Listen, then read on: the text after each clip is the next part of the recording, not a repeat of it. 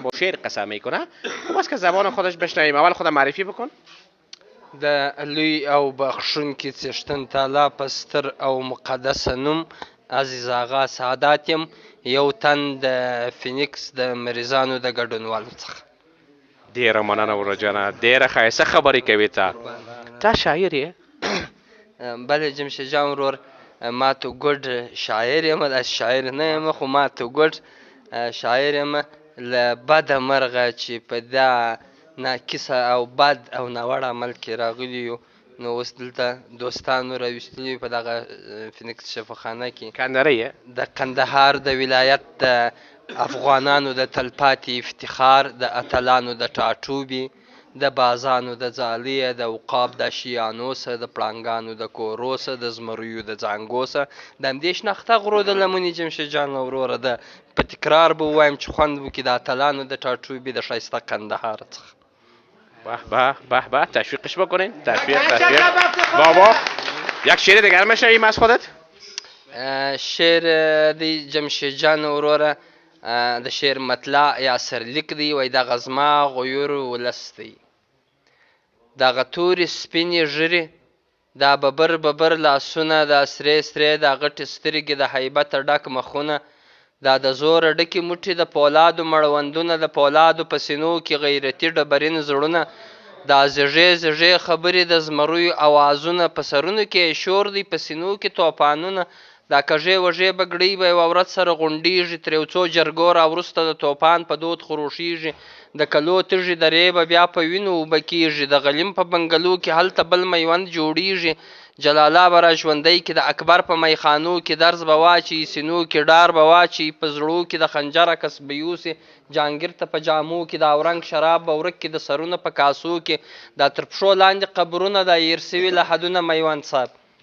دا تر پښو لاندې قبرونه، دا هیر سوي لحدونه، هر لحد افتخار دی پکښې پټ دي داستانونه، دا تاریخ د میړنیو د نیکونو یادګارونه، هره پاڼه غیرت دی په ارباب کې طوفانونه، دا په وینو روزل سوي دا لاله دا سره ګلونه، دا د غرونو لوړې څوکې په لمنو کې لالونه.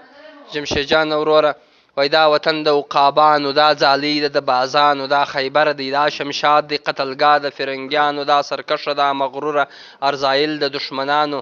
هر سیلاب یې بت شکن دی، هره دښته یې میوند دی، د طوفانه ډکې وریځې هر یو څاڅکی یې هلمند دی، هر وړوکی یې دریا دی اپریدی دی که مومند دی، پکښې غورځي د پلار وینه د میرویس نیکه پیوند دی،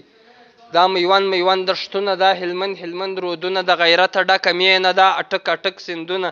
په څپو کې رمزونه، په هر موج کې سیلابونه، دا هیواد دی د زمریو، دا ولس به ازادیږي، دا د مست افغان ولس دی، دا په وینو کې غوریږي، په دې جنګ کې پلار مړ دی چې میدان ویني مستیږي، هیبت پورته دی لاسو کې زولنې ځینې بیریږي، دا زیری د طغیان دی لا سبا طوفاني کیږي. وایي بیا به ګرم کې بزمونه، بیا به خپل کې دا دښتونه، بیا البته تر اټکه پورې، بیا به ګرم کې بزمونه، بیا به خپل کې دا دښتونه، بیا به سر دسمال تر ملا کې، بیا به تاو کې چنګ بریتونه، له امو تر اباسینه سره یو به کې موجونه، کې به ناڅې ښکلې پیغلې سپینې لیچې سره لاسونه، کې به ځي کاروان د وښور آزاد به وي مزلونه، کوچۍ پیغلې به ور واخلي تر سالو لاندې ګامونه، یوه ورځ پر دغه مځکه په همدې تنګو درو کې د امو مستو څپو کې د اټک د سیند موجو کې تر همدغه اسمان لاندې د همدې خاورې دښتو کې د بازانو د ځالې د عقاب په شیانو کې د پړانګانو په کورو کې د زمریو په ځانګو کې د همدې غرونو لمن کې د غرانو خرابو کې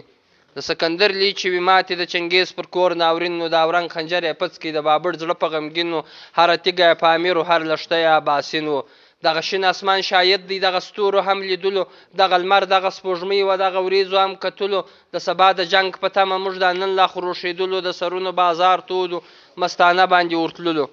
بیا به وینې بیا به ګورې پر دې مځکې قیامتونه زندانونه به ماتېږي ترې راوځي به میړونه شخې شخې به شملې وي تور ببر بریتونه د ملالې د ننګ چغه پر دښمن باندې تاختونه بریالي به را روان یو د نیزو پر سر سرونه نړوو به سوځوو به د زاړه دښمن قصرونه هیبتي نارې به واورې لړزوي به اسمانونه بیا به د اسمان شاهد وي زموږ د فتحې د جشنونو خم به سر پر سر تشېږي د مستانو په جامو کې غلیمان به پیرارېږي د ایمل بابا د غرونو څو چې ورېځې پر اسمان وي څو چې څاڅکې ترې تویېږي څو په نوم د انسانیت وي د بشر په نوم یادېږي هی زما د افغان قام به ژوندی وي همدلته به اوسېږي دغه زما غیور ولس دی دغه زما طوفاني قام دی ډېره مننه د اورېدو څخه مو